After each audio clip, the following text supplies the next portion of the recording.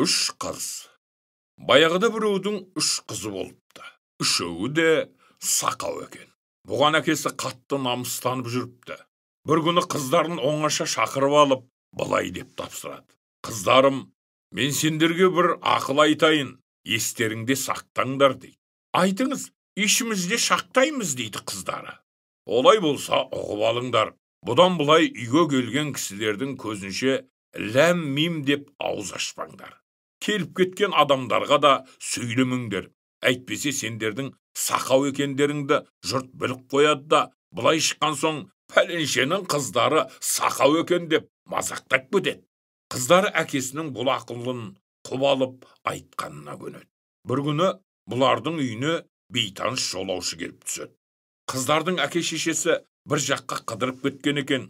Ақ үйдің көлеңкесінде үш қыз шүйіркелесіп жүн түтіп отырыпты. Бейтаныс жолаушы қыздарға жақындап келіп амандасады.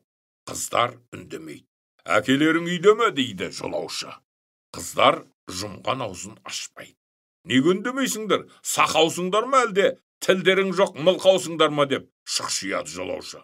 Мылқау емеспіз, тіліміз бай деп жауап берер намысқа шыдамаған бір қыз. Енді неге жөндеріңді айтпайсыңдар? Әкеміз бізге бейтаныс кішінің көзінше шөйлемеңдер деген деп береді әлгі қыз. Сонда оның қасында отырған қыз, сен шөйлеп қойдың, әкем айтамын деп орнынан ұшып тұрыпты. Сендер шөйлесеңдер, шөйлей беріңдер, мен өзім шөйлемеймін деп отыра беріпті үшінші қыз.